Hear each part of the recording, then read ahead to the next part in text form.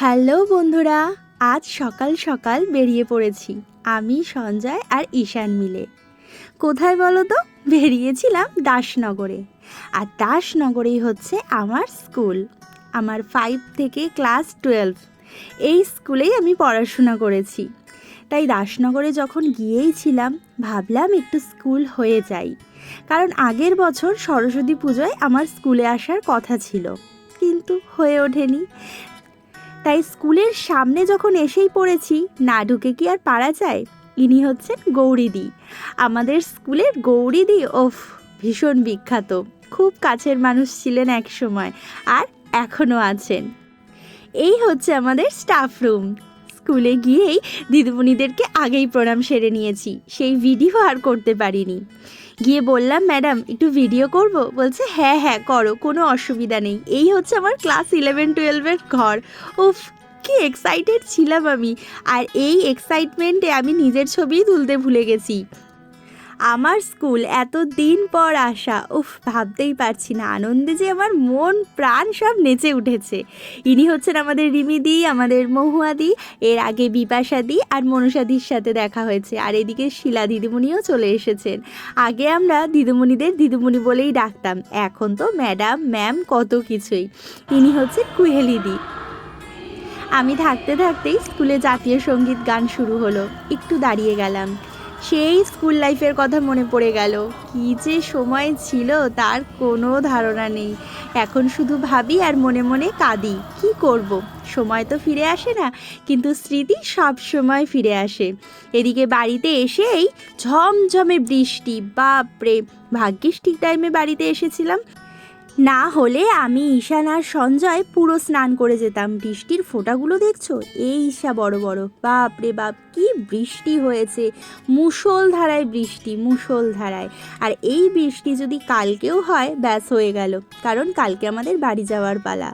এত কিছুর পর আমার আর বাড়ি যেতে ইচ্ছা করছে না, মনে হচ্ছে এখানেই থেকে যাই।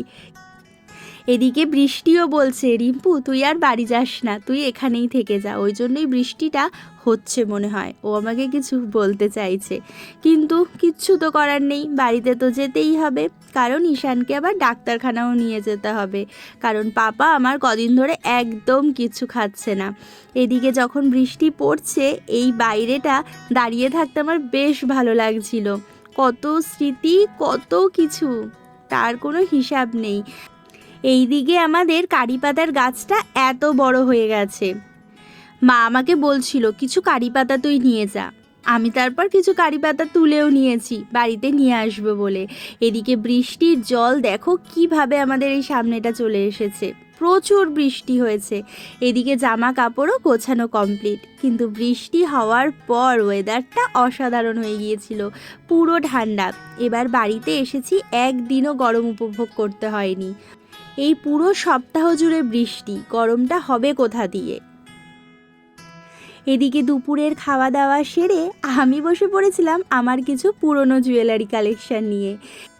এই জুয়েলারিগুলো সমস্ত কিছু আমার বিয়ের আগের কেনা। আমার হার পরতে ভীষণ ভালো লাগতো, অর্থাৎ যে কোনো চুড়িদারের সাথে ম্যাচিং হার কানের পরতে আমি ভীষণ ভালোবাসতাম। এইটা আমার মাতন্দির বিয়েতে কেনা, এইটা আমি শাড়ির সাথে পরেছিলাম। এক সময় আমি এই শোপিসগুলোর প্রেমে পড়েছিলাম, কত যে কিনেছি তার কোনো ঠিক নেই। আর আমার মা সমস্ত কিছু সুন্দর করে সাজিয়ে রেখেছে। এক সময় তো কিনতে কিনতে উপচে পড়েছিল, মা বলতো আর কিনিস না। হারের তো কালেকশন দেখলে, এবার চুড়ির কালেকশন দেখাই। আমার প্রত্যেকটা চুড়িদার শাড়ির সাথে ম্যাচিং ম্যাচিং চুড়ি ছিল, যেমন ইয়েলো চুড়িদারের সাথে ইয়েলো কালারের চুড়ি, নীল চুড়িদারের সাথে নীল কালারের চুড়ি। এছাড়া প্রত্যেকটা চুড়ি আমি খুব যত্ন করে রাখতাম খবরের কাগজে মুড়িয়ে, যাতে ওর জেল্লা একদম না নষ্ট হয়। আর সত্যি এত বছর পরেও তাদের জেল্লা একদমই নষ্ট হয়নি, এখনও তা ঝকঝক করছে। তাহলে বন্ধুরা, আজকের মতো এখানেই টাটা, সবাই ভালো থেকো, সুস্থ থেকো।